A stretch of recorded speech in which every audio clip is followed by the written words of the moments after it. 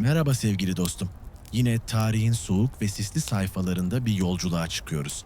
Ama başlamadan önce senin orada, sıcak bir battaniye altında, belki bir fincan çayla, rahat olduğundan emin olmak isterim bugün.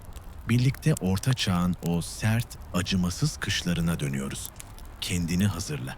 Çünkü bu hikayede kar taneleri yavaşça düşerken geçmişin nefesi boynunda hissedilecek.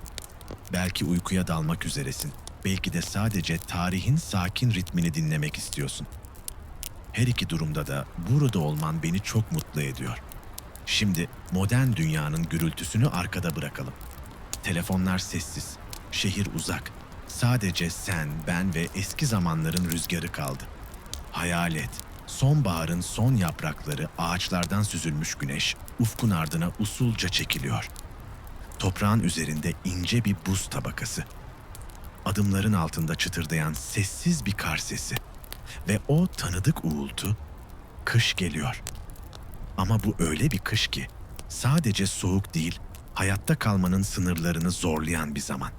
O çağın insanları için kar, sadece beyaz bir örtü değil, bir sınav, bir korku, bir mücadeleydi. Nehirler donuyor, tarlalar taş kesiliyor, evlerde ateşler sönüyor ve sıcaklık. Sadece hayalin sıcaklığı kadar ulaşılabilir. Ama her şey hep böyle değildi. Bir zamanlar mevsimler daha nazikti. Kış geldiğinde insanlar korkmaz, sadece hazırlık yapardı. Fakat sonra bir şeyler değişti. Gökyüzü sanki farklı nefes aldı ve dünya yavaşça soğumaya başladı. 14, yüzyıldan 19, yüzyıla kadar süren o uzun dönem. Tarih onu küçük buzul çağı olarak hatırlar. O dönemde soğuk sadece havayı değil, yaşamı da dondurdu, mahsuller dondu. Hayvanlar telef oldu, insanlar açlıkla sınandı. Ve rüzgar hiç olmadığı kadar sert esti. Ama şimdi sadece dinle. O rüzgarın uzak uğultusunu, karın düşerken çıkardığı sessiz melodiyi. Bırak sesler birbirine karışsın, zihin gevşesin. Düşünceler yavaşlasın. Tarih seninle birlikte nefes alsın. Gözlerini kapat istersen ve o eski dünyanın soğukluğunda kendi sıcaklığını bul. Çünkü her kışın içinde bir umut, her soğuğun ardında bir bahar vardır. Ve şimdi hikaye yavaşça devam ediyor. Ve işte küçük buzul çağının öfkesinin en unutulmaz anlarından biri. 1709'un o korkunç, o efsanevi kışı. Büyük Don o yıl soğuk öyle bir çöktü ki dünya adeta nefes almayı unuttu. Nehirler, göller, buzdan aynalara dönüştü. Londra'da Thames Nehri dondu. Evet, koca nehir. Üzerinde dükkanların kurulduğu, ateşlerin yakıldığı bir buz yolu haline geldi. Bir yanda eğlence, bir yanda ölüm sessizliği. Çünkü her güzelliğin bir bedeli vardı. O kış binlerce insan evlerinin içinde battaniyelere sarılıp donarak can verdi. Ama bütün o acının içinde soğukta bile ilham bulanlar da vardı. Cambridge'de genç bir öğrenci vardı o sıralar. Adı Isaac Newton. Büyük don vurduğunda dersler iptal oldu, Newton ailesinin çiftliğine döndü. Ve orada, ateşin başında, sessiz bir dünyada düşünmeye başladı. Evrenin sırları üzerine, ışığın doğası, hareketin yasaları, zamanın anlamı. Belki de o uzun, dondurucu gecelerde bir elinde mum, diğerinde kalemle kainatın kapılarını aralamaya başladı. Kim bilir, belki o kış insanlığın en soğuk zamanıydı ama aynı zamanda düşüncenin en parlak anlarından biri. Bu bize şunu hatırlatır. En karanlık zamanlarda bile insan ruhu ışığı aramaktan vazgeçmez. Ama elbette herkes Newton kadar şanslı değildi. Orta Çağ'da kış çoğu insan için sadece bir mevsim değil, bir sınavdı. Zenginler kalın yünlü giysilerle, yüklü odun yığınlarıyla ve dolu kilerlerle soğuğu beklerdi. Ama köylüler, serfler, yoksulluğun içinde donmuş toprağa kök salmıştı. Hayal et şimdi. tek odalı bir kulübede sabahı karşılıyorsun. Saman yatağından kalktığında nefesin buharlaşıyor. Ateşin son kıvılcımları sönmüş, duvarlardaki çatlaklardan rüzgar içeri sızıyor. Soğuk, kemiklerinin içine işliyor. Titreyen çocukların uyuyor köşede. Küçük yüzleri solgun, uykuları yarım. Sen sessizce kalkıyorsun, onları rahatsız etmemek için. Elin buz gibi bir tencereye uzanıyor. Belki biraz bayat ekmek, belki yulaf lapası kalmıştır. Dışarıda hayvanlar da aynı kaderi paylaşıyor. Tüyleri donla kaplı, nefesleri buz gibi havada buğulanıyor. Güneş doğarken sen kara saplanmış ayaklarla orman yoluna koyuluyorsun. Yakacak odun bulmak zorundasın. Ellerin çatlıyor, parmak uçların sızlıyor. Ama duramazsın. Çünkü ateş olmadan bu geceyi kimse atlatamaz. Her adımda çocuklarını düşünüyorsun. O küçük gözlerdeki umudu ve o umut seni yürütüyor. Bu orta çağın gerçeğiydi. Elementlerle bitmeyen bir savaş, her sabah yeniden başlayan bir hayatta kalma mücadelesi. Ama yine de tüm bu zorlukların arasında bir direnç vardı. Bir gülümseme, bir şarkı, bir sıcak an. Çünkü insan en zor zamanlarda bile yaşamın küçük ışıklarını aramayı hiç bırakmadı. Ve işte bu yüzden soğuk kışlar bile bazen kalbin en sıcak hikayelerini anlatır. Görüyorsun ya, Orta Çağ dünyası doğanın ritimlerine derinden bağlıydı zaman. Sadece takvimde değil, kalplerde akıyordu. Mevsimler insanların nefes alışını bile belirlerdi. Her geçiş sadece hava değişimi değil, bir ritüel, bir şarkı, bir kutlamaydı. Ve işte bu yüzden en karanlık kışların bile içinde bir ışık hep vardı. Kışın ortasında bile insanlar bir araya gelir. Soğuğu dansla, kahkahayla, hikayeyle dağıtırdı. Köylerde, kalelerde, meydanlarda. Bir günlüğüne hayat tersine dönerdi. Bir köylü o günün yaramazlık beyi seçilirdi. Taç giyer, masalar kurulur, içkiler dolar, kahkahalar göğe karışırdı bir günlüğüne. Herkes eşitti. Ama belki de Orta Çağ kışlarının en gerçek sıcaklığı şölenlerde değil. Bir araya gelmenin o sade, sessiz anlarındaydı. Hayal et şimdi. Karla kaplı küçük bir köy. Bacalardan çıkan duman gri gökyüzüyle karışıyor. Karanın ortasında yaşamın ince bir belirtisi, evlerin içinde aileler var. Ocağın çevresine toplanmış, hikayeler anlatıyor, ellerinde kalan son yiyecekleri paylaşıyorlar. Orada birlik duygusu var, zorluklara karşı birlikte durmanın sessiz gücü. Komşular birbirlerini yokluyor, bir kap yemek, bir parça odun götürüyorlar. Titrek ateş ışığında yüzler solgun ama kararlı. Geçmiş kışları atlattılar. Bu kışı da atlatacaklar. Ve dışarıda kar. Her gün biraz daha yükseliyor. Ama içlerinde bir umut. Hiç sönmüyor. Çünkü biliyorlardı. Ne kadar uzun, ne kadar sert olursa olsun kış, bahar elbet geri dönerdi. Günler uzamaya başladığında, kar altındaki toprak yumuşadığında insanlar ilk filizleri beklerdi. Ve o an geldiğinde sevinç bütün köyü sarardı toprak pazartesi. Kışın sonu, umudun başlangıcı. Sabanlar çıkarılır, törenlerle kutsanırdı. İlk toprağı kesen demir, yeni yaşamın sembolüydü. Ve havada, o anda, elle tutulur bir rahatlama olurdu. Bir şükran hissi, bir yine başardık duygusu. Evet, hayat zordu. Bazen acımasızdı. Ama onlar dayanmayı bildi, karanlığa rağmen. Işığı korudular. Açlığa, soğuğa, belirsizliğe rağmen umut ettiler.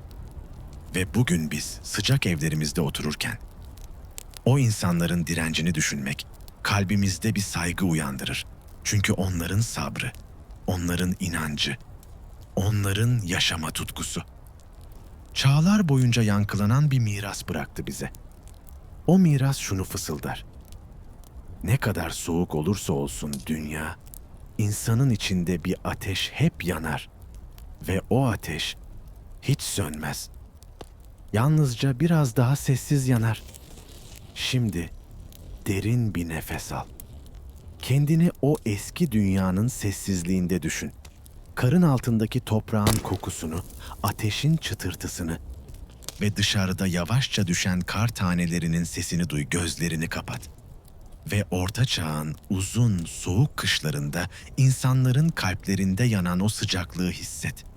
Çünkü bu hikaye yalnız geçmişin değil, senin de hikayen bu yüzden. Bir dahaki sefere soğuk bir kış gününde titrerken, senden önce gelenleri anmak için bir an ayır. Mücadelelerini, zaferlerini, üzüntülerini ve sevinçlerini hatırla. Ve hepsinden öte, onları en sert kışlarda bile ayakta tutan o kırılmaz insan ruhunu unutma. Çünkü belki de Orta Çağ dünyasından çıkarabileceğimiz en büyük ders budur. Gece ne kadar karanlık olursa olsun ya da rüzgar ne kadar soğuk eserse essin, baharın vaat ettiği umut hep köşede bir yerde bekler. Kışın acımasız pençesi. Orta Çağ toplumunu sardığında en ayrıcalıklı olanlar bile bundan muaf değildi soğuk. Taş duvarların arasından süzülür, kraliyet saraylarını bile dondururdu. En sert aylara karşı yetersiz donanımlı kalelerde soylular ve hizmetkarlar keskin rüzgarı savuşturmak, sarayları sıcak ve tedarikli tutmak için mücadele ederdi.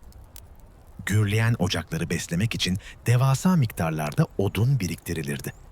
Mutfak personeli uzun kış aylarında azalan taze yiyeceklerle sarayı geçindirebilmek için sessizce çalışırdı hizmetçiler. Soğuğu dışarıda tutmak için her çatlağı, her yarığı kapatmaya uğraşırdı. Ama bazen tüm bu çabalar bile yetmezdi. Kışın öfkesi saray duvarlarının bile ötesine geçerdi anlatılanlara göre. 1326 yılının o acımasız Ocak sabahında Macaristan kraliçesi Izlazita kendi kalesinde yatağında donarak ölmüştü. Bir kraliçenin bile kurtulamadığı o soğuk, Orta Çağ kışlarının ölümcül yüzünü gösteriyordu. Fakat tüm bu kasvetin ortasında bile insan ruhu direnmeye devam etti. Her defasında yeniden umut edecek bir neden buldu. Ve işte o umut, her yıl 26 Aralık'ta yapılan Aziz Stephen Günü ziyafetinde parladı. Köylüler için bugün bitmek bilmeyen zorlukların içinde bir soluklanma, bir nefes, bir sevinç anıydı. O gün sofralar kurulur, şarkılar söylenir, kahkahalar kışın sessizliğini delerdi. Kutlamaların merkezinde Misrule adı verilen eski bir gelenek vardı. Bir günlüğüne köyden bir kişi yaramazlık beyi seçilirdi. Bu kişi şakacı emirler verir, zenginlerle fakirler aynı sofrada yer alır, sınıflar arasındaki çizgiler silikleşirdi. Ne kadar kısa sürerse sürsün, bu gelenek insanların ruhuna dokunurdu. Feodal dünyanın ağır zincirleri bir günlüğüne bile olsa gevşerdi. Bu kutlamalar sadece bir oyalama değildi. Kışın hem bedeni hem de ruhu dondurduğu o uzun günlerde bu tür kardeşlik bağları insanları yeniden ayağa kaldırırdı. Aziz Stephen ziyafeti, insanlığın ortak direncinin sessiz bir hatırlatıcısıydı. Birlikte gülmenin, paylaşmanın, dayanışmanın soğuktan bile güçlü olduğunu kanıtlıyordu 1377 tarihli bir kronik, kışlık erzakları baharın gelişinden çok önce tükenen iki köylü ailenin dokunaklı hikayesini anlatır. Açlıktan ölmek üzereyken Aziz Stephen ziyafetinde mütevazı bir yemeği paylaşmak için son yıpranmış kaynaklarını bir araya getirdiler. Bu cömertlik ve birlik jesti onlara mevsimin kalan yıkımlarına dayanma gücü verdi. Bu tür şefkat eylemleri kışın ortasında Orta Çağ toplumunun özünü oluşturuyordu. Donmuş bir yolcuya uzatılan bir yardım eli ya da titreyen bir dul kadına verilen fazladan bir kütük. Yaşam ve ölüm arasındaki farkı belirleyebilirdi.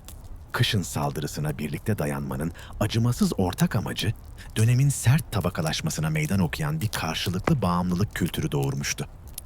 Ama en sıcak dostluklar, en güçlü kardeşlik ifadeleri bile kışın uzadıkça içten içe soğurdu. Aziz Stephen ziyafeti donmuş karanlığın ortasında sadece küçük bir ışık, küçük bir neşe parıltısıydı. Ocak, Şubat ve Mart aylarının uzun ve kasvetli yürüyüşünden önce anlık bir soluklanma gibiydi.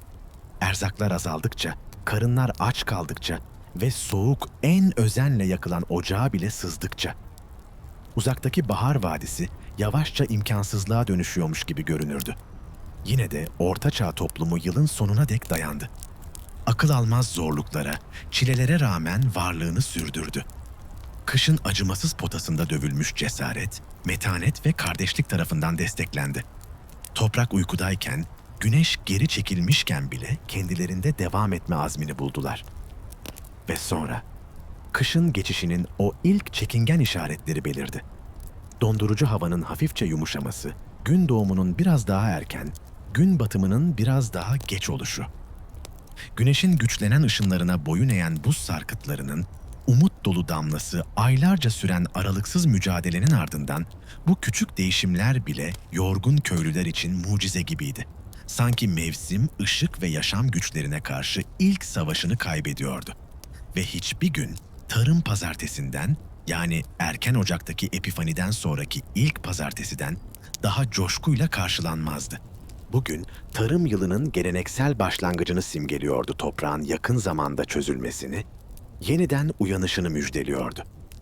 Kışın pençesi henüz tam olarak gevşememiş olsa da tarım pazartesinin ritüel hazırlıkları somut bir umut tılsımı gibiydi.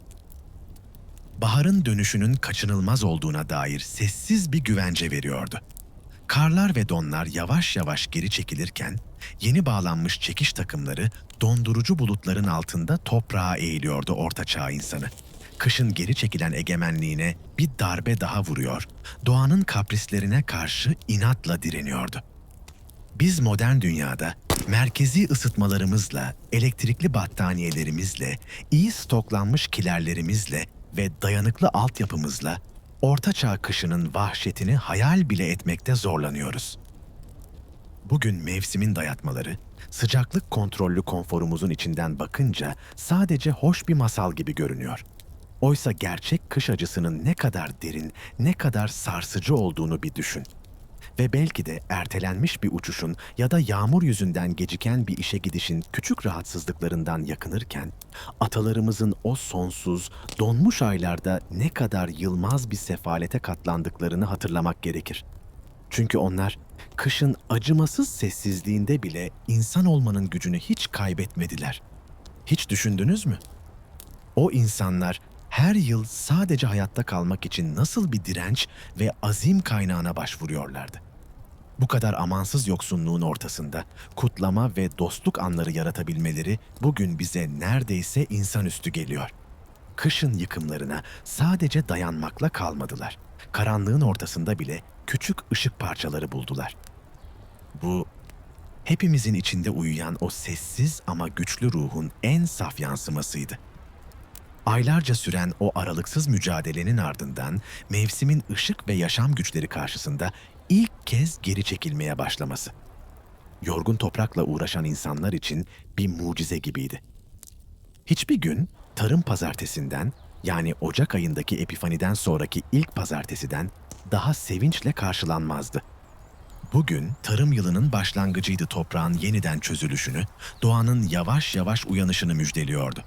Kışın pençesi hala tam olarak gevşememiş olsa bile tarım pazartesinin hazırlıkları somut bir umut tılsımı gibiydi. Kışın sonunun yaklaşmakta olduğuna dair sessiz bir güvence. Baharın döneceğine dair bir söz. Karlar erirken, donlar çözülürken yeni bağlanmış saban takımları dondurucu bulutların altına eğilir ve ortaçağ insanı bir kez daha doğanın soğuk nefesine meydan okurdu. Modern dünyada bizler, merkezi ısıtmalı evlerimizde, elektrikli battaniyelerimizle, dolup taşan kilerlerimizle ve dayanıklı şehir altyapılarımızla ortaçağ kışının acımasızlığını hayal bile edemiyoruz. Bugün mevsimin zorlukları, sıcaklık kontrollü konforumuzun içinden bakınca bize sadece hoş bir hikaye gibi geliyor. Ama o zamanlar soğuğun ne demek olduğunu gerçekten bilen insanlar vardı. Gerçek kış acısının ne kadar derin, ne kadar yıpratıcı olduğunu bir düşünün.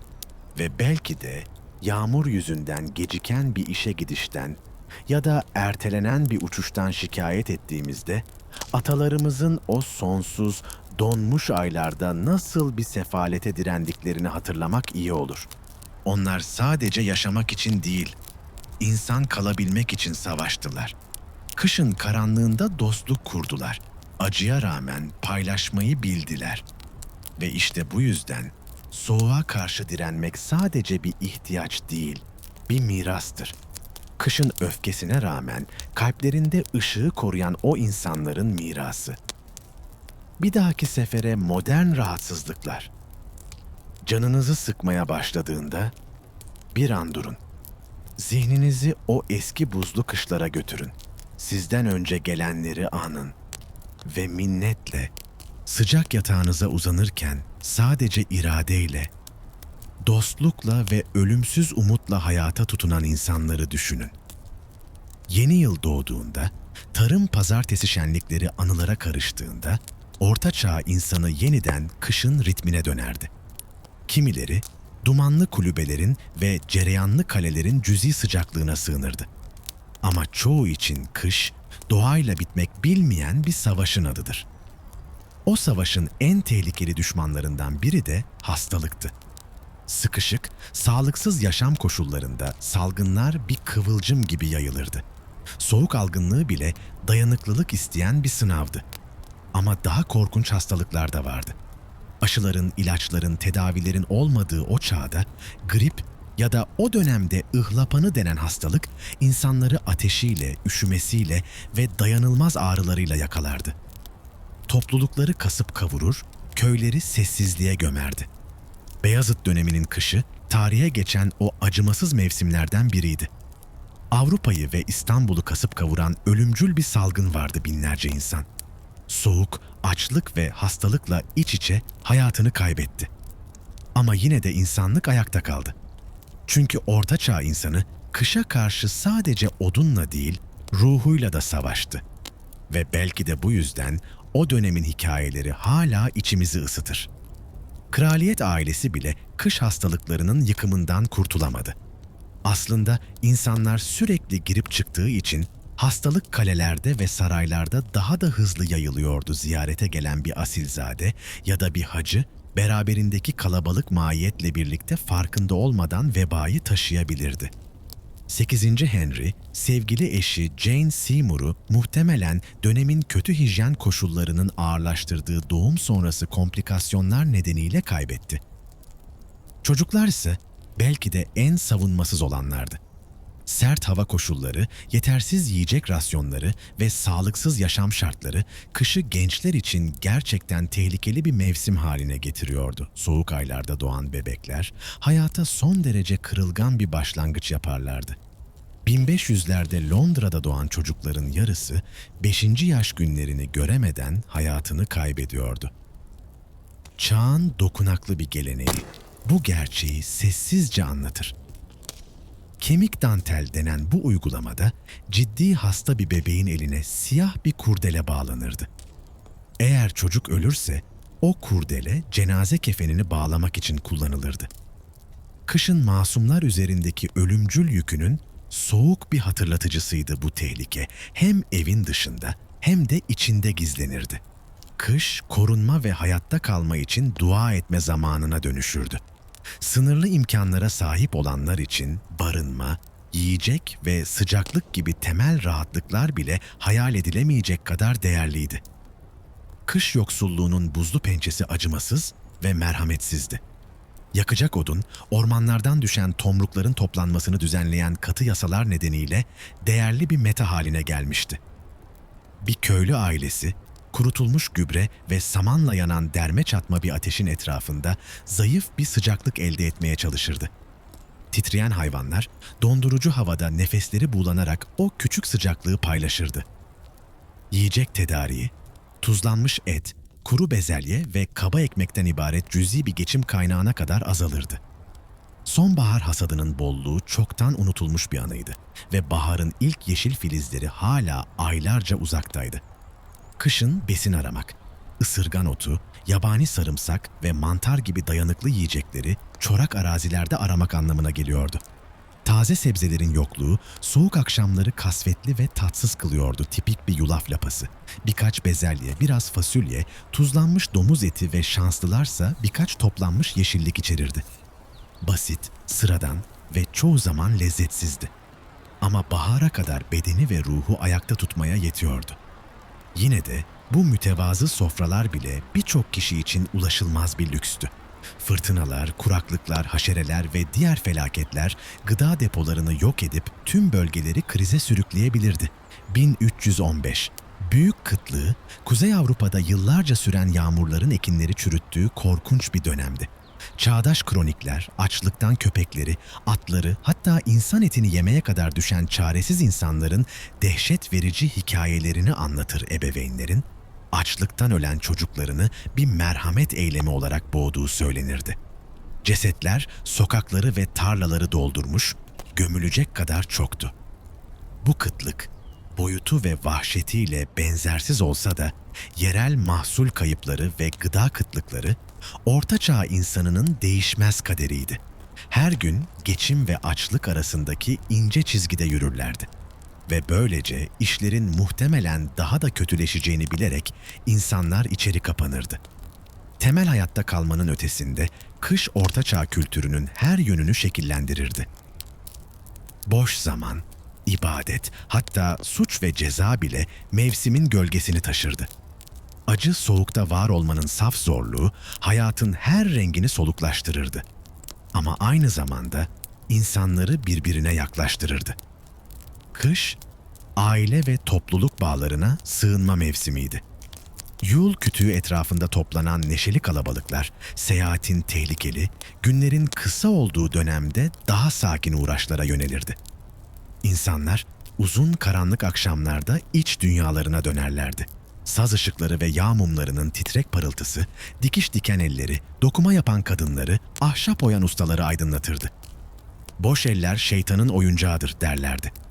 Bu yüzden çalışkanlık yalnızca bir erdem değil bir zorunluluktu. Kışın getirdiği hapsolma hissi en azından bu sessiz, üretken uğraşlar için bolca zaman sağlıyordu. Ve belki de o uzun gecelerin sabrında insanlığın gerçek direnci gizliydi. Okur yazarlar için kış, iyi bir kitapla kıvrılıp sessizce zaman geçirme fırsatıydı. Ancak bu 15. yüzyılın sonlarında İngiltere'de yalnızca ayrıcalıklı birkaç kişi için mümkün olan bir lükstü. Mütevazı bir esnaf kütüphanesi en fazla bir İncil, bir saat kitabı ve belki de birkaç neşeli şaka ya da Robin Hood hikayesiyle övünebilirdi. Sadece zenginler, bibliofillerin büyük değer verdiği gösterişli, aydınlatılmış ciltleri satın alabilirdi. Okur yazarlar genellikle yüksek sesle okur. Böylece tüm hane halkı onların sesinden faydalanırdı. Kış geceleri, cesur şövalyelerin, kurnaz hilekarların ve yıldızsız aşıkların hikayeleriyle doluydu. Kral Arthur ve yuvarlak masasının şövalyeleri. Onların kahramanlık öyküleri, karmaşık entrikaları ve asil temaları dinleyicileri kış sığınaklarının soğuk duvarlarının ötesine taşırdı. Bu hikayeler zihinlerde sıcak bir hayal dünyası kurardı. Elbette daha dünyevi eğlenceler de vardı. Zarla kumar oynamak kışın popüler bir uğraşıydı. Zarların şıkırtısı ve kemiklerin takırtısı tavernalarda ve büyük salonlarda yankılanırdı. Servetler kazanılır, aynı hızla kaybedilirdi. İçki de kışın ayrılmaz bir parçasıydı. Biralar, şaraplar ve ben hem bedeni hem de ruhu ısıtan birer kaçıştı. Halk evleri dolup taşar, kahkahalar, tartışmalar, bazen de küçük kavgalar yükselirdi. Soğuğu unutmak isteyenler kupalarını yeniden ve yeniden doldururdu. Kışın kısa, daralan günleri aynı zamanda sessiz düşünceler ve ruhani tefekkür için de bir zamandı. Kilise, Orta Çağ insanının hayatında derin bir yer tutardı ve kış Tanrı'ya yaklaşma mevsimiydi. Tarımsal işler durduğunda dua, tövbe ve iyi işler için daha çok vakit ayrılırdı. Noel döneminin renkli doğum oyunları ve gösterileri kış derinleştikçe daha ciddi ibadetlere yerini bırakırdı dindarlar. İnançlarının bir nişanesi olarak zorlu koşullara rağmen kutsal yerlere hac yolculuğu yapardı.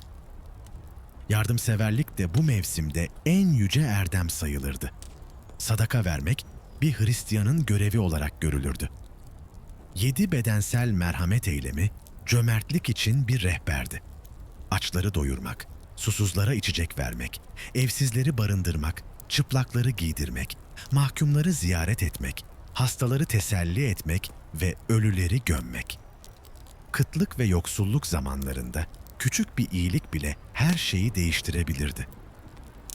Bir parça ekmek, bir sıcak söz, bir paylaşılan ateş. İnsanlık karanlığın ortasında bile ışığını korurdu. Yine de kış, bazen insan doğasının karanlık yüzünü de ortaya çıkarırdı. Umutsuzluk büyüdükçe suçlar artar. Soğukla birlikte öfke de kabarırdı. İnsanlar uzun süre evlerde kapalı kalınca hırsızlık ve kavga daha sık görülürdü. Orta Çağ adalet sistemi bu mevsimlik kanunsuzluk dalgasıyla baş etmekte çoğu zaman yetersizdi. Davalar genellikle hava ısınana kadar ertelenir. Sanıklar nemli ve kalabalık zindanlarda çürümeye bırakılırdı. Cezalar sertti. Para cezaları, kırbaçlamalar ve hatta idamlar. Ama yine de tüm bu karanlığa rağmen insan ruhu dayanmayı sürdürdü. Küçük mutluluklar, kısa sevinç anları, soğuğa meydan okuyan paylaşımlar. Bunlar insanların kalplerini sıcak tutmaya yetti. Ve sonra Şubat geldi. Günler uzamaya başladı ve 14 Şubat'ta Aziz Sevgililer Günü'nün tatlı kutlaması insanlara kısa bir soluklanma sundu bu. Kökleri eski pagan doğurganlık ritüellerine dayanan bir sevgi bayramına dönüşmüştü. Orta Çağ insanı bu kutlamayı içtenlikle benimsedi. Kışın tam kalbinde bir sıcaklık ve şefkat parıltısıydı bu.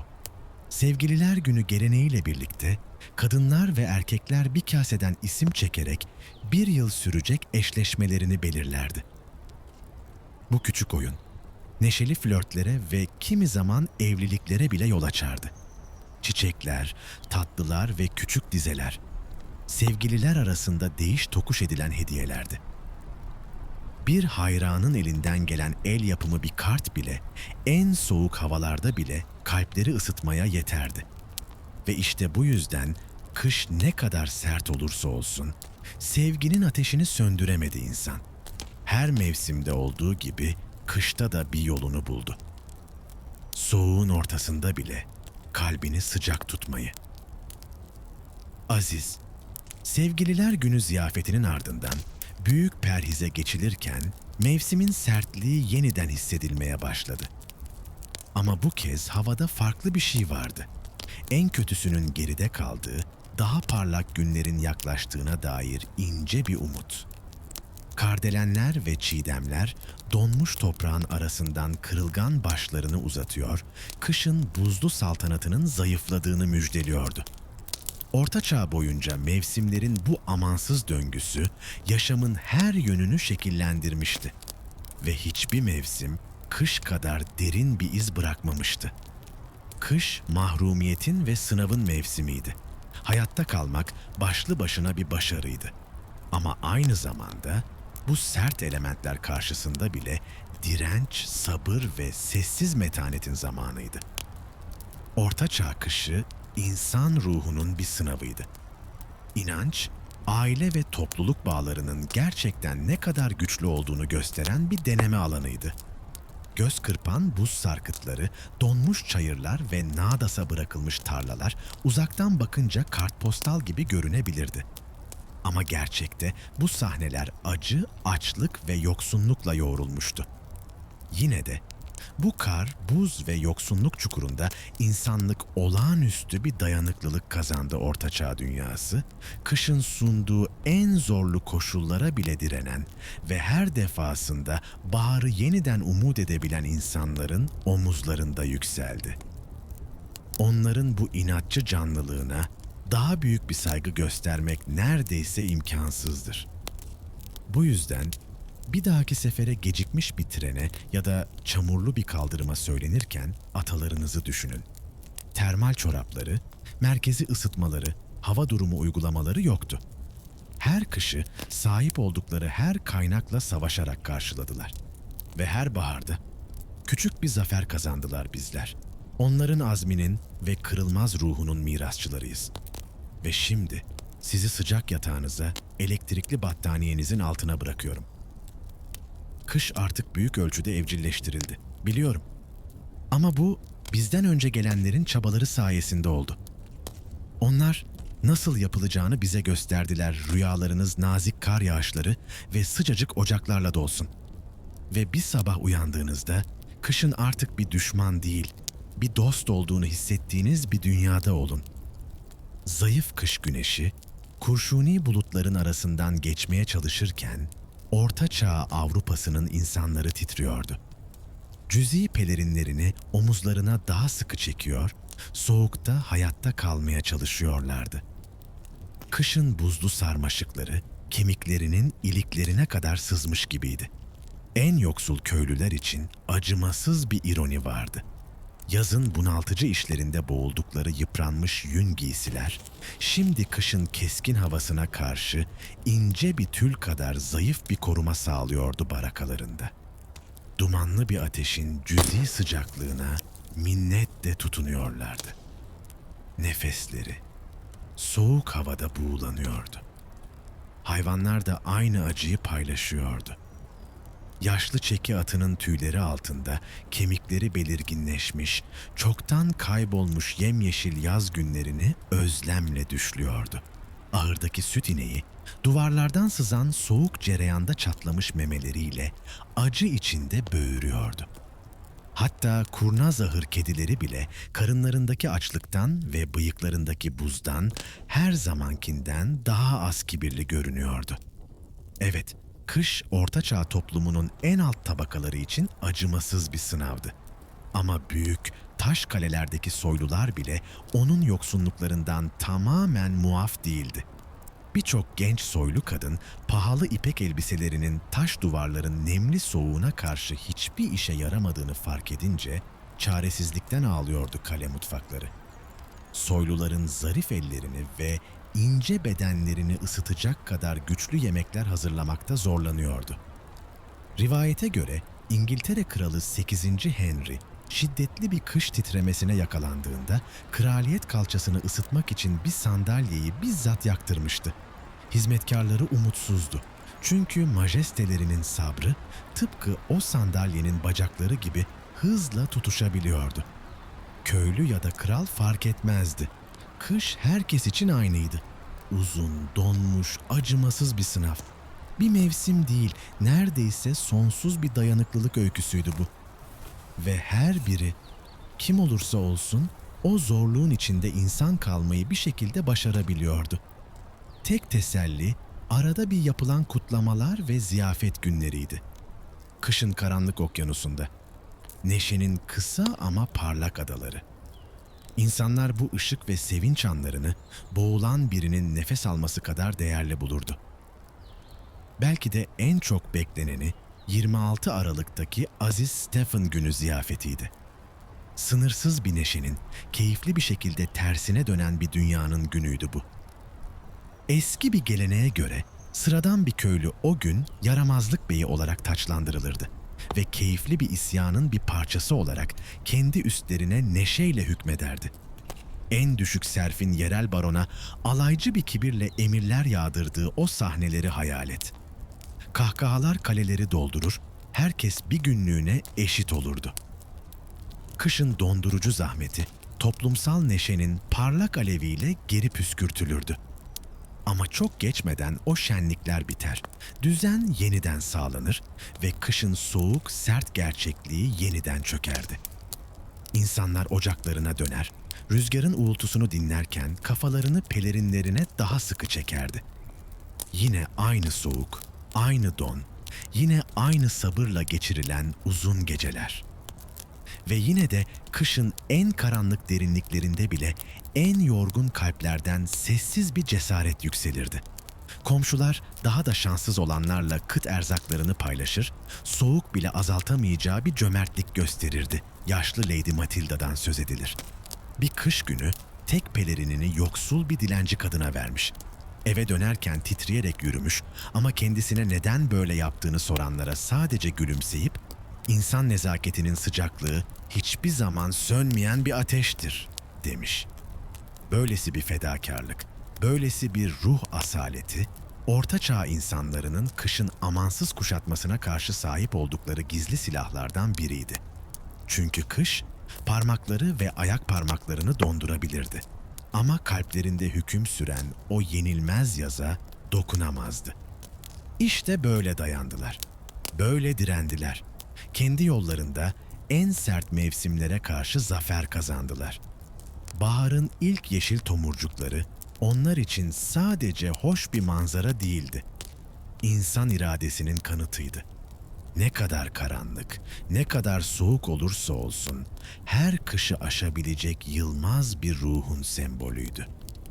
Sıcak elektrikli battaniyelerimizin altına biraz daha gömülürken, belki de atalarımızın zorluklarını ve zaferlerini hatırlamalıyız. Çünkü onlar, doğanın kaprisli öfkesine boyun eğmeyi reddederek bugün hala bizi ısıtan bir direncin mirasını bıraktılar. Kışın soğuk rüzgarları pencerelerimizin dışında hala uluyor olabilir. Ama onlar yalnızca bir pelerin ve sönmeyen bir ruhla acımasız soğuğa göğüs gerebildilerse, demek ki biz de bahar gelene kadar dayanabiliriz. Ve sonunda bahar geldiğinde, kışın buzlu pençesi gevşemeye başladı. Orta Çağ insanları sabırsızlıkla güneşi bekliyordu. Aylarca süren dondurucu soğuğa katlanmış, kıt erzaklarla yaşamışlardı. Şimdi güneş her gün biraz daha uzun süre gökyüzünde kaldıkça eriyen karların üzerinden yansıyan ışık topraklara kutlama nedeni oluyordu. İnsanlar kış kozalarından çıkıyor, baharın parlak ışığında gözlerini kısarak gülümsüyordu. Ayılar uykularından uyandı. Çocuklar evlerinden fırlayıp dışarıda koşmaya başladı. Artık kış rüzgarının keskin ısırığı yoktu. Yerini taze bahar esintisinin okşayışı almıştı. Neşeli kahkahalar vıcık çamurların içinde yankılanıyordu. Eriyen toprakta yükselen ilk cesur çiğdemlere hayran kalıyorlardı. Bahar gelmişti ve Orta Çağ insanı bir kez daha yaşamın döngüsünde yerini bulmuştu tarlalarda çiftçiler. Erken Ocak'taki Epifaniden sonraki ilk pazartesiye denk gelen tarım yılının geleneksel başlangıcını, yani toprak pazartesiyi sabırsızlıkla beklerdi bugün. Toprağın sürülmeye yetecek kadar yumuşadığının işaretiydi. Çekili atlar ve öküzler sabanlara koşulur, çelenkler ve parlak renkli kurdelelerle süslenirdi. Sonra hep birlikte köy sokaklarında şenlikli bir geçit töreni yapılırdı. Kilise çanları bu alayın geçişiyle birlikte sevinçle çalardı. Yeni büyüme mevsimine neşeli bir başlangıçtı bu. Bacalar bir kez daha duman püskürtürken havadaki rahatlama hissi elle tutulur olurdu. Artık kar ve buz yolları tıkamıyor, donma ve hastalık tehditleri geride kalıyordu. Kışın zorluklarıyla buruşmuş yüzlerde şimdi umut dolu gülümsemeler belirmeye başlardı. Yakında canlı bahar ve yaz mahsulleri, uzun kış ayları boyunca onları ayakta tutan tatsız tahılların ve sert peynirlerin yerini alacaktı. Modern dünyada bu değişimin ne kadar önemli olduğunu hayal etmek belki zor. Çamurlu yollardan şikayet edebilir ya da yaz saati uygulamasında bir saat kaybetmeye homurdanabiliriz. Ama Orta Çağ atalarımız için baharın gelişi, yaşamın yeniden onaylanmasıydı. Kışın acımasız saldırısına dayanmış, açlık ve hastalığı bir kez daha savuşturmuş olmak demekti. İskelet ağaçların yeniden yeşermesi, güneşin sıcaklığı ve ışığın dönüşü, onların içlerinde hissettikleri yeniden doğuşun doğadaki yansımasıydı. O coşkunun bir parçası, bütün o halk şarkılarında hala yankılanıyor. Bir İngiliz şarkısı neşeyle şöyle der: "Loud sing cuckoo, groweth seed and bloweth mead, and springeth the wood anew." Sing cuckoo, yani yüksek sesle öt, guguk kuşu. Tohum büyüyor, çayırlar açıyor, orman yeniden filizleniyor. Saf, bastırılamaz bir sevinç. Basit ama derin, doğanın uyanışını kutlayan bir neşe. Öyleyse Orta Çağ atalarımızın muazzam metanetini, direncini ve yaşama sevgisini takdir etmek için bir an duralım. Hayal edilebilecek en zorlu koşullara rağmen dişlerini sıktılar, birbirlerine tutundular ve her kışı birlikte atlattılar. Ve sonra bahar güneşi doğduğunda, kuş sesleri kışın baskıcı sessizliğini bozduğunda, doğanın zulmüne bir kez daha galip geldiklerini bilerek yürekten sevindiler. Biz bugün sıcak yataklarımızda uzanırken, penceremizin dışındaki soğuktan yarım ağızla şikayet ederken onları hatırlamalıyız. O eski ruhları düşün. Karın çamura dönüşmesiyle derin bir nefes alan, kepenklerini açıp bahar havasını içeri davet eden, kışın vahşetini bir kez daha geride bırakmanın huzurunu yaşayan insanları. Bu hatıra bize bir şey fısıldıyor. Kış ne kadar uzun, ne kadar kasvetli olursa olsun çözülme gelecek, güneş geri dönecek ve biz bir kez daha ışığa çıkacağız. Tıpkı onların yaptığı gibi bizim seslerimiz de bir gün loud sing kökü yani yüksek sesle öt guguk kuşu diyen o eski şarkının korosuna katılacak ve baharın gelişini onlar gibi biz de yürekten kutlayacağız. Kar fırtınaları ve keskin ayazlar toprağa işkence etmeye devam ediyordu. Ancak Orta Çağ insanı inatçı bir dirence sahipti. Kışın en karanlık derinliklerinde bile fırtınaya karşı ayakta kalmanın yolunu buldular. Komşular sahip oldukları azıcık kışlık erzaklarını daha da şanssız olanlarla paylaştı. Köylerde toplu yemekler düzenlendi. Her ev dönüşümlü olarak misafir ağırladı. Genç erkekler köyün yaşlı dul kadınlarını gözetmekle görevlendirildi. Onlara yakacak odun getiriyor, kulübelerindeki çatlakları tamir ediyor, soğuğa karşı ellerinden geleni yapıyorlardı. Bu dul kadınlardan biri Agnes'ti. Ailesi yoktu. Soğuk kemiklerine işlemişti. Ateş yakmaya çalışırken elleri titriyor ama çakmak taşları kuru odunu tutuşturamıyordu. Tam umudunu kaybetmek üzereyken kapısı çalındı. Kapının önünde genç bir köylü delikanlı duruyordu. Tom. Rüzgar yüzünü kızartmış. Kucağında bir demet odun, sırtında köylülerce bağışlanan bir torba erzak vardı. Bir de içinden mis gibi kokan küçük bir parça tuzlanmış domuz eti. Tom ocağa eğildi ve bir kıvılcım yaktı. Kuru odun tutuştu. Ateş canlandı. Alevlerin sıcaklığı, haftalardır donmuş gibi hisseden Agnes'in kırılgan bedenine yayıldı. Yaşlı kadının gözlerinden şükran dolu yaşlar süzüldü. Bir süre sessizce oturdular. Sadece ateşin çıtırtısı konuşuyordu. Bu tür cömertlik eylemleri o günlerin Orta Çağ toplumunda hiç de nadir değildi zenginler ve soylular bile kışın getirdiği sefalet karşısında şefkatsiz kalmazdı. Yerel kontun eşi Lady Margaret kış aylarında yardımseverliğiyle tanınırdı. Kalesi iyi stoklanmış olsa da her yıl bölgedeki en yoksul köylülere tahıl ve konserve yiyecek taşıyan vagonlar gönderirdi. Bazı soylular buna gülerdi. Köylüler hayvanlardan farklı değil, neden onlara iyi yiyecek israf edelim derlerdi ama. Lady Margaret için bu bir inanç meselesiydi. Tanrı'nın kendisine fazla verilene daha çok sorumluluk yüklediğine inanırdı. Bir kış kıtlık bölgeyi vurduğunda Lady Margaret kalenin erzaklarını uzatmak için elinden geleni yaptı aşçılara. Kapıya gelen aç köylülere doyurucu çorbalar ve güveçler hazırlamalarını emretti.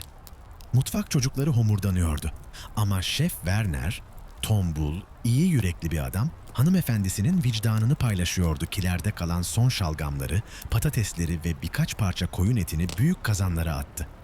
Çorbanın buğusu kaleyi doldurdu. Köylüler ellerinde tahta kaselerle sıraya dizildi. Gri et suyunun içindeki birkaç et parçası onlar için bir ziyafet gibiydi. Minnetle içtiler.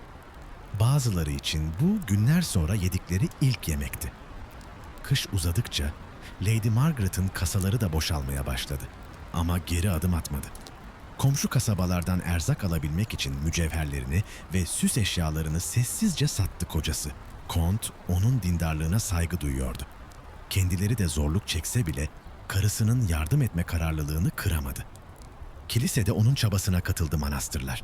Yoksullara ve hastalara kapılarını açtı. İçeri girenlere sıcak saman yataklar, bir parça ekmek ve bir kupa bira sundular. Bazıları donmuş ve çaresiz hastaları tedavi etmek için ilkel hastaneler bile işletiyordu. Keşişler bu işi kutsal görevlerinin bir parçası sayıyorlardı. Mesih'in merhametini Dünyaya kendi elleriyle yansıtmanın bir yolu olarak Rahip William, manastır hastanesinde hastalara bakmakla görevli genç bir acemiydi. Hastalığın ve çürümenin görüntüleriyle kokuları midesini bulandırsa da dişsiz yaşlıların ağızlarına et suyu kepçelemek, iltihaplı yaraların irinle ıslanmış bandajlarını değiştirmek için kendini zorladı. Bu çileye dayanma gücü bulmak için dua etti. Tanrı'nın hayatındaki bu konumun karşılığında onu kışın en kötü yıkımlarından korumasını diledi. Çünkü kış, zenginle yoksulu aynı ölçüde deviren buzdan bir tırpan gibiydi. Büyük eşitleyici. Elbette zenginler daha kalın yün çoraplara ve sıcak, baharatlı şaraplara sahipti. Ama yine de taş duvarlı malikanelerinde titrer, azalan erzakları için endişelenirlerdi. Ve ölüm, onlara da kıştan doğan hastalıklar şeklinde gelirdi. Soylu kadın Lady Isabel, özellikle sert bir soğuk hava dalgası sırasında ağır hamileydi.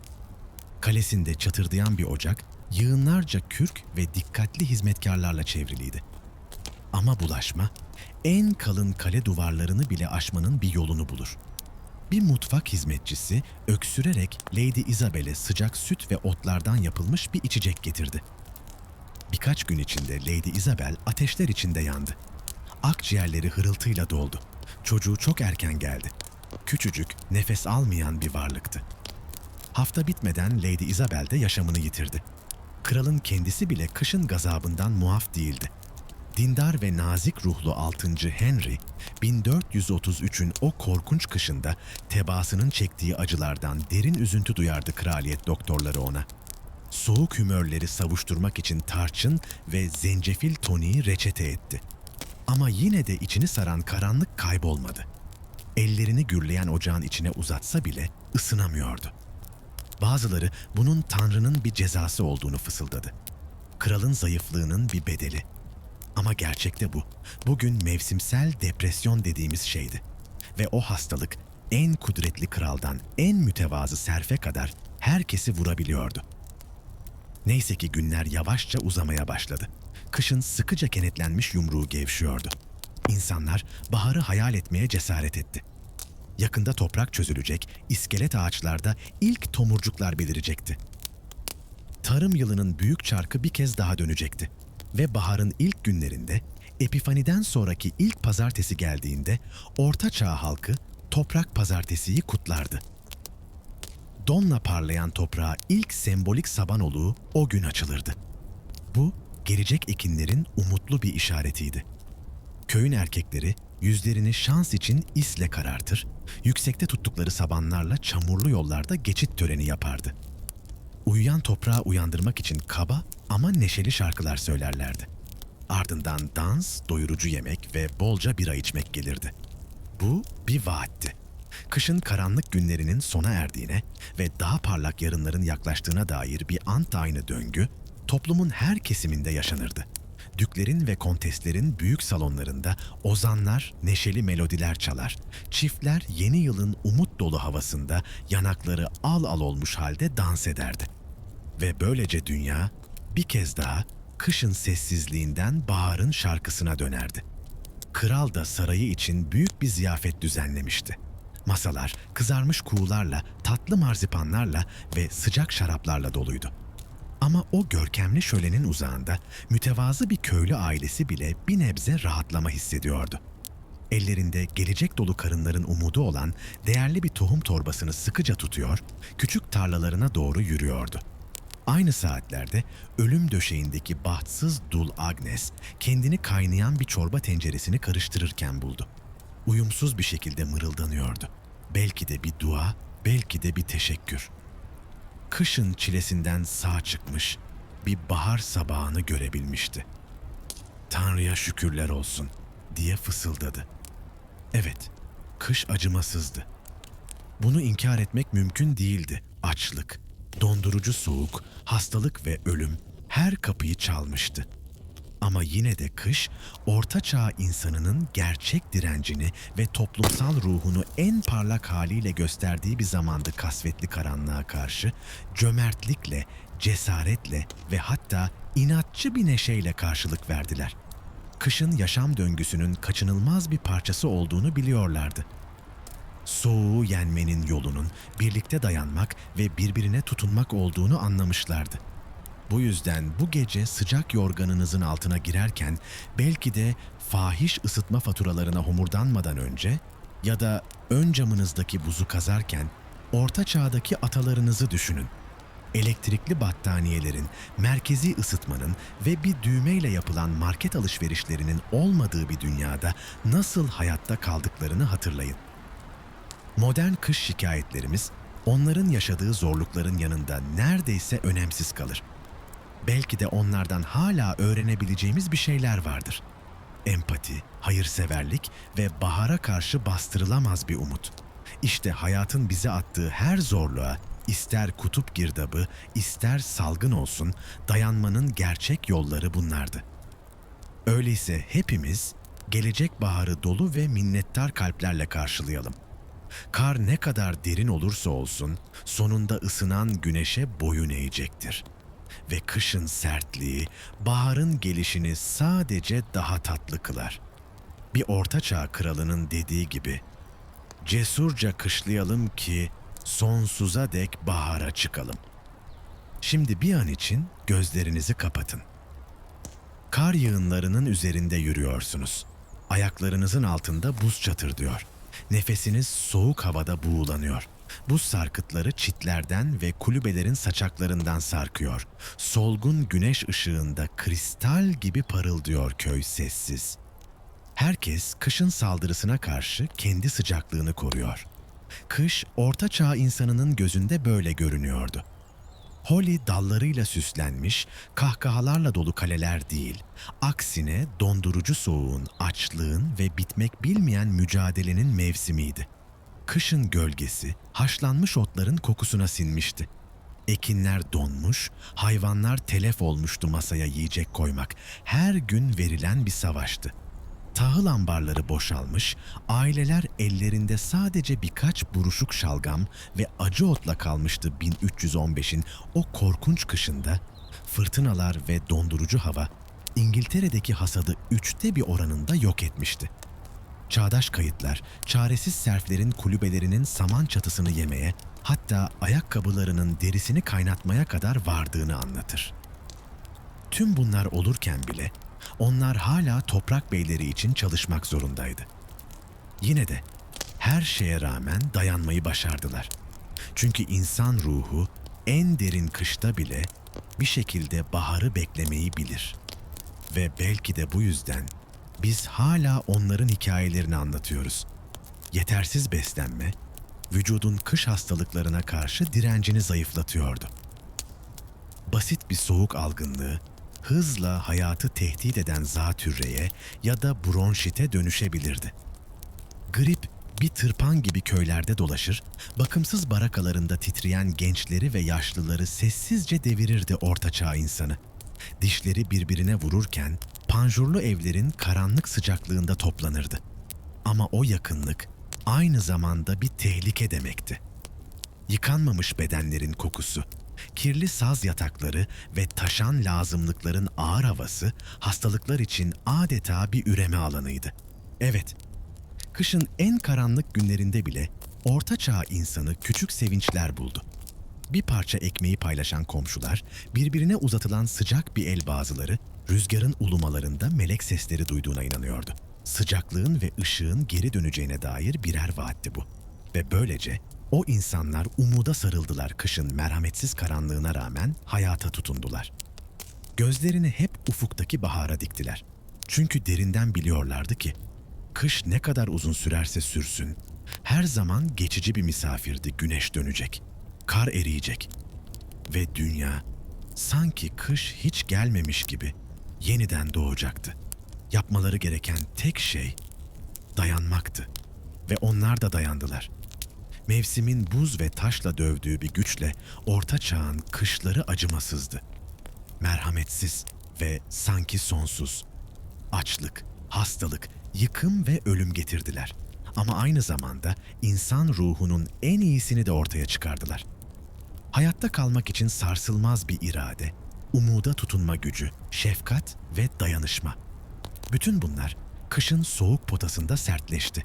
Orta Çağ insanı biraz daha güçlü, biraz daha bilge çıktı o kışlardan ve mevsimlerin dönüşüne kemiklerinde hissettikleri bir minnettarlıkla baktılar. Belki biz de onlardan bir ders alabiliriz. Ön camlarımızdan birkaç santim buz kazarken, küçük şikayetler ederken onlar için kış bir ölüm kalım meselesiydi, dişlerini sıktılar ve her seferinde hayatta kaldılar. Bize kışın öfkesinin ve insan ruhunun yenilmezliğinin hikayelerini bıraktılar. Modern kışlarımızda o metaneti hatırlayalım, kendi karanlık günlerimizi aşmak için onların gücünden ilham alalım. Orta Çağ insanı kışın buzlu yüzüne baktı ve teslim olmayı reddetti. Selleri, kıtlıkları, kar fırtınalarını ve en uzun geceleri atlattı. Ölülerini donmuş toprağa gömdüler. Ama ertesi sabah yine uyandılar. Açlıktan inleyenleri doyurmak ve hayatta kalanlarla umut etmek için, çünkü onlar biliyorlardı. Kış geçer ve her kışın ardından bahar mutlaka gelir.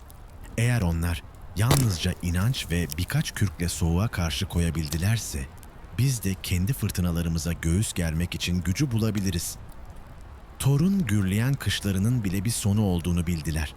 Işığın geri döneceğine inandılar. Ve gerçekten de döndü.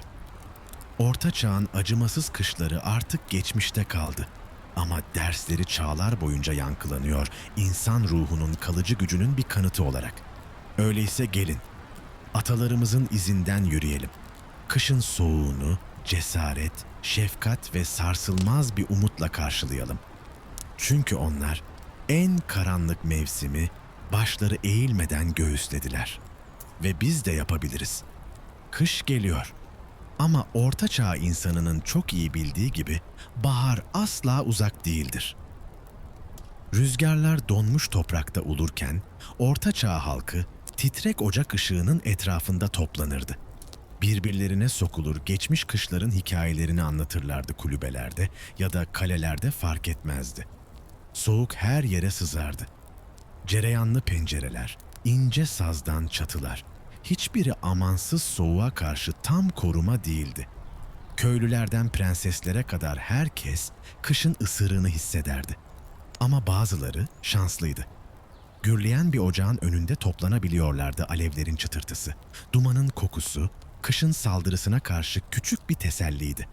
Kalelerdeki şömineler dev odun yığınları tüketirdi. Titreyen hizmetkarlar alevi canlı tutmak için durmadan çalışırdı. Ama en kudretli soylu bile ateşin ışığının ötesine geçmekten çekinirdi. Çünkü soğuk en kalın taş duvarları bile aşmanın bir yolunu bulurdu. Yoksullar içinse kış gerçek bir sınavdı. Kulübeler sızdırır, ocaklar zayıf yanardı. Aileler birbirine sokulur, vücut ısılarını paylaşır ama yine de üşürlerdi. Ve o dumanlı, havasız odalarda yaşamak yavaşça donmamakla eş anlamlıydı. Yine de bütün bu kasvetin içinde bile neşe anları bulunurdu. Köy meydanlarında ateşler yakılır, insanlar dışarı çıkardı. Bir anlık olsun kış unutulurdu. Şakalar yapılır, hikayeler anlatılırdı. Genç aşıklar soğuğa rağmen birbirlerine sokulurdu. Çocuklar donmuş göletlerde kayar, gülüşleri karanlık geceyi delerdi. Yaşlılar bile o kahkahalarda bir anlığına gençliklerini hatırlardı. Ama bu kısa neşe anları kısa sürede yerini boş karınlara ve açlığa bırakırdı. Baharın bolluğu, karla örtülü tarlalar arasında acımasız bir rüya gibi görünürdü. Kıtlık hayaleti soğukla el ele verip köyleri dolaşırdı. Başarısız bir hasat, bir köyün sonu olabilirdi. Anneler çocuklarının zayıflayan yüzlerini izler, çaresizlik içinde dua ederdi.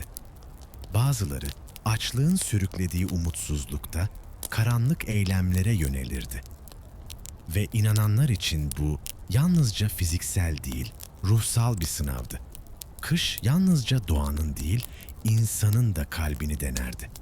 Ama her yıl sonunda bir şekilde insanlık galip gelirdi. Çünkü içlerinde bir inanç vardı.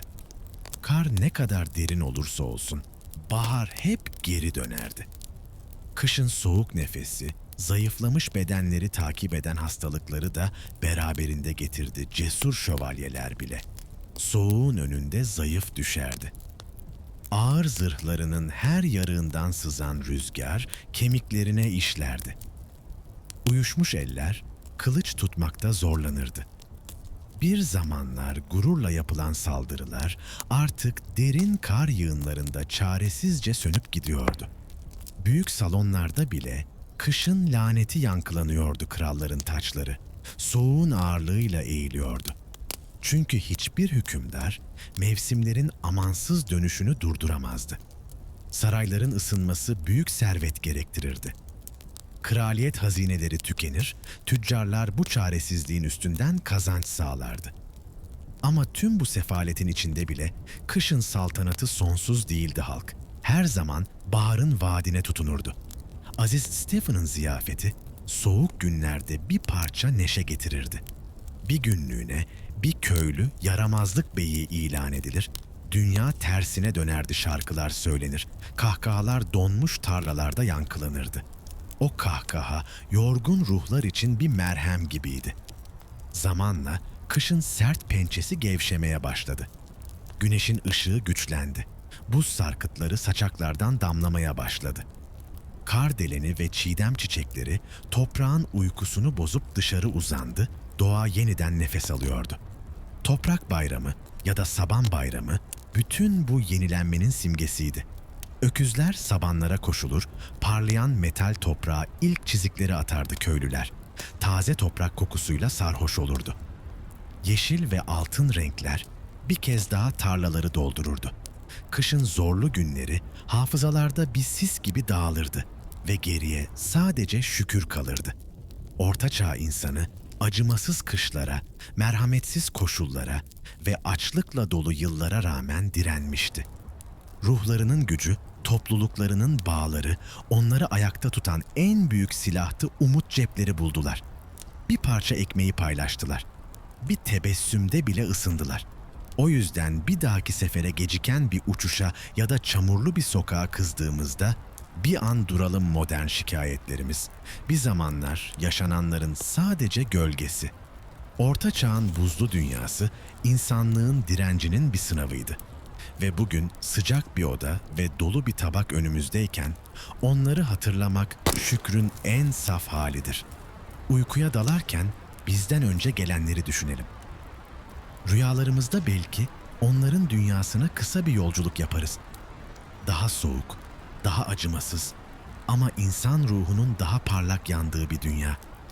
Kışın acımasız soğuğu, Orta Çağ Avrupa'sının yorgun topraklarına bir kez daha çöktüğünde ışık sanki dünyadan çekilmiş gibiydi yoksul köylüler. Paçavralar içinde kıt yiyeceklerle barakalarında titriyordu. Duvarların ötesinde rüzgar oluyor, barınaklar sarsılıyordu odunu ve şöminesi olan birkaç şanslı kişi titrek bir ateşin başında ısınmaya çalışırdı.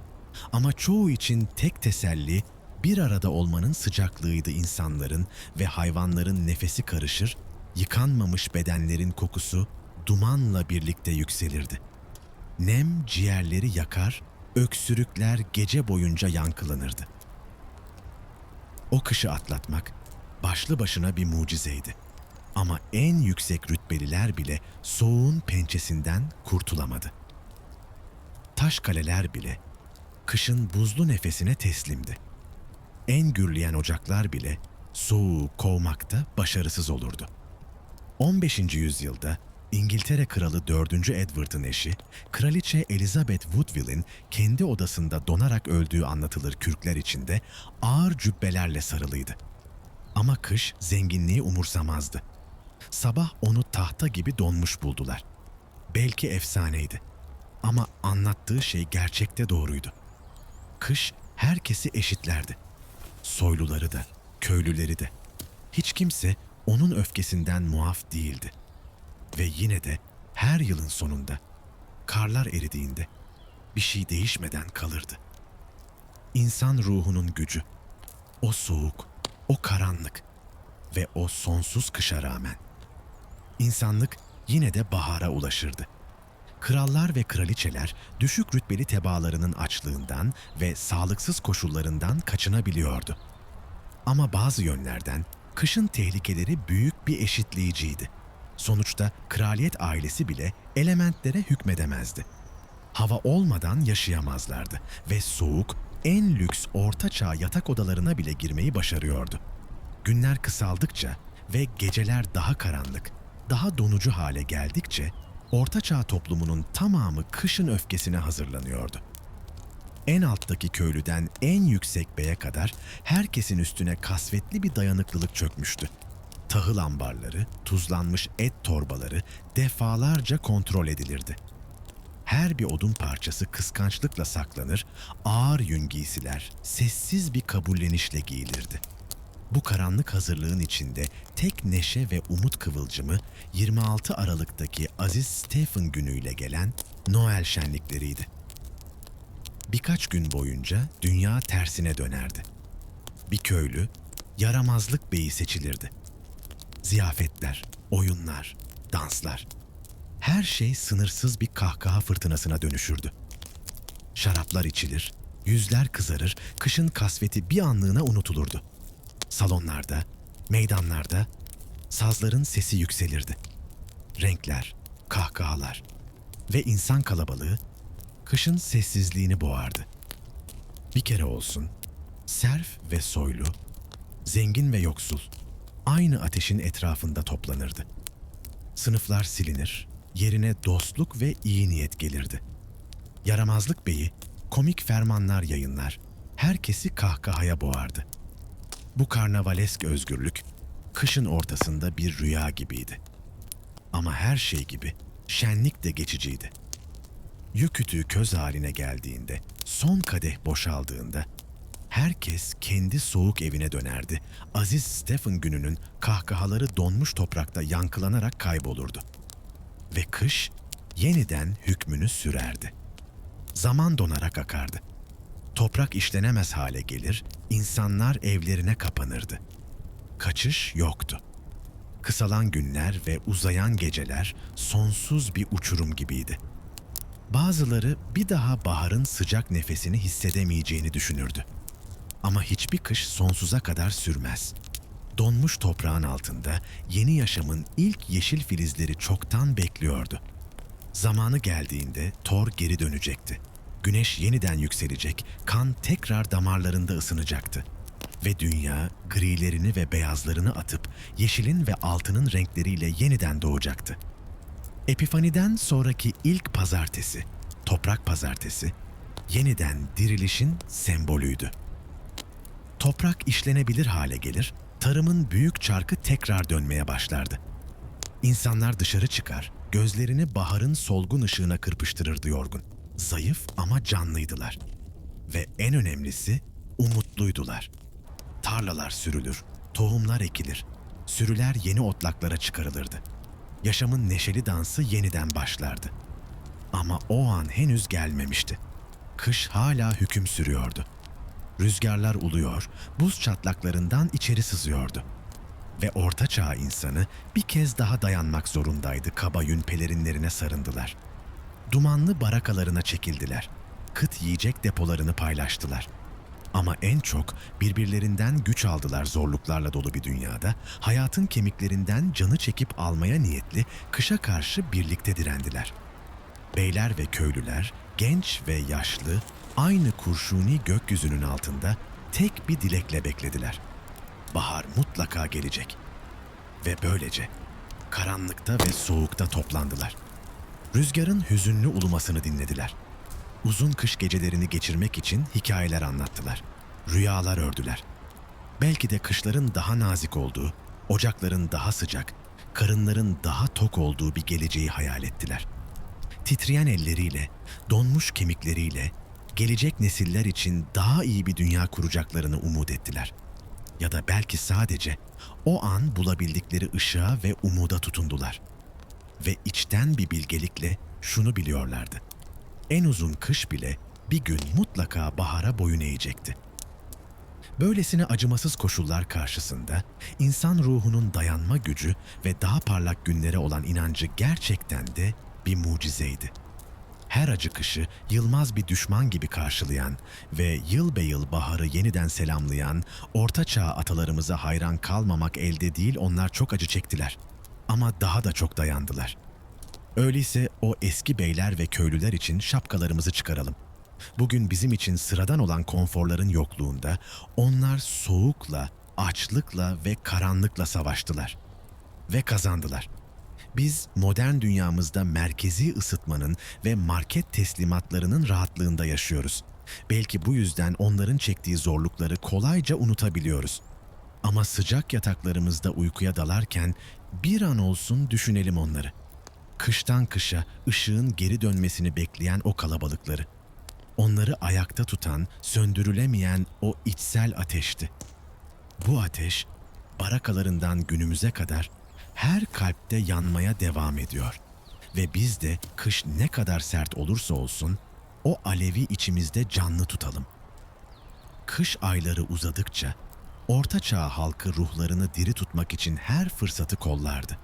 Birlikte olmak, paylaşmak, kahkaha atmak için. Bu umudun en parlak ışıklarından biri her yıl 26 Aralık'ta kutlanan Aziz Stephen Günü ziyafetiydi. Kökenleri belirsiz olsa da Orta Çağ'da bu gelenek tüm Avrupa'da kök salmıştı. Noel'in ciddi dini törenlerinden sonra Aziz Stephen Günü eğlence, bol yemek ve sosyal rollerin tersine çevrildiği neşeli bir gündü. Şenliğin merkezinde bir köylü ya da sıradan biri yaramazlık beyi seçilirdi. O gün herkesin efendisi oydu. Soylulara emir verir, şakalar yapar ve bütün kasabayı kahkahaya boğardı. Bu neşeli altüst oluş, Orta Çağ'ın katı sınıf yapısına bir günlüğüne bile olsa özgürlük getirirdi. Ozanlar, jonglörler, soytarılar sahne alır, şans oyunları ve skeçler sokaklarda yankılanırdı herkes. Bir günlüğüne eşit olurdu. Ve elbette hiçbir ortaçağ kutlaması bir ziyafet olmadan tamamlanmazdı. Yaramazlık Bey'i zenginlerin topluluk için yiyecek ve içecek sağlamasında ısrar ederdi. Kızarmış kazlar, tavuklar, baharatlı piteler ve dolu kaselerle sunulan şarap. Her şey içleri ısıtır, yüzlere yeniden renk getirirdi. O salonlardaki kahkahaları duyar gibiyiz. Dışarıda rüzgar oluyor ama içeride kahkaha bir yaz akşamı kadar sıcak yankılanıyor. Bir günlüğüne de olsa kış unutulmuştu. Topluluk bir aradaydı kalpler, dostlukla doluydu. Ve ziyafet sona erdiğinde herkes evine döndü. Ama o sıcaklığı da beraberinde götürdü. Karanlık gecelerde o neşe anılarını hatırlamak, rüzgarın sesini biraz daha katlanılır kıldı. Kışın pençesi hala oradaydı ama biraz daha yumuşamıştı. Aziz Stephen Günü ziyafeti her yıl yeniden hatırlatıyordu. En uzun kış bile sonunda bahara boyun eğer kırsalda insanlar kardelenlerin görünmesini beklerdi. Eriyip giden çamurun içinden o narin beyaz çiçeklerin cesurca başlarını uzatması, bütün köy için bir mucizeydi onların gelişi, yeniden doğuşun yaklaştığının işaretiydi. Uzun süredir buz gibi sessizliğe gömülmüş tarlalarda yeniden renk belirmeye başladı. Ve halk baharla birlikte bir kez daha canlandı. Tarlalar sürüldü, tohumlar ekildi, hayvanlar yeşil meralara çıkarıldı. Yaşamın büyük çarkı bir kez daha dönmeye başladı. Ocak ayına denk gelen Epifaniden sonraki ilk pazartesi, Toprak Pazartesi olarak biliniyordu. Bu donmuş toprağın yeniden işlenebileceği anlamına gelirdi. Yeni çiftçilik sezonunun başlangıcıydı. Sabanlar çıkarıldı, tarlalar kutsandı. Köylüler kapı kapı dolaşarak yiyecek, bira ve küçük bağışlar toplardı. Her şey gelecek hasadın bereketi içindi. O köy meydanını hayal edin. Yorgun ama umutlu yüzler, maviye dönen gökyüzüne dönük. Ellerinde çapalar, toprağı yeniden uyandırmaya hazırlar. Bir kenarda yaşlı bir büyükanne, ellerinde birer çocuk tutuyor. Onlara bezelye tohumlarını nasıl ekeceklerini gösteriyor. Tıpkı kendi büyükannesinin ona yıllar önce öğrettiği gibi. Küçük çocuk topraktan çıkan solucana gülüyor. Büyüğü her tohumu dikkatle toprağa bırakıyor. Ve onların gülüşleri soğuğun bile silemediği bir umut melodisi gibi yankılanıyor. O an kış nihayet yenilmişti. Ve insanlık bir kez daha baharı karşılıyordu. Bilginin yaşlıdan gence aktığı ve büyümenin yeniden çiçek açtığı o anlar kışın tüm yoksunluklarını değerli kılıyordu. Büyükannenin gözlerini kırıştıran sıcak gülümsemesi, karanlık günlerin geçtiğine ve hayatın yeniden toprağa döndüğüne dair sessiz bir vaat gibiydi tohumlar toprağa yerleşirken güneş biraz daha güçlendi. Yeşil filizler yavaşça yüzeye çıktı ve o an kışın hayaleti nihayet buzlu pençesini bıraktı. Soğuk ve ölümün uzun süren gölgesi bütün ağırlığıyla çözülürken yerini baharın nazik esintilerine, umudun ve yenilenmenin ruhuna bıraktı. Bugünden modern gözlerle geriye baktığımızda Orta Çağ insanının bu acımasız kışlara nasıl dayandığını düşünmek bile şaşırtıcı.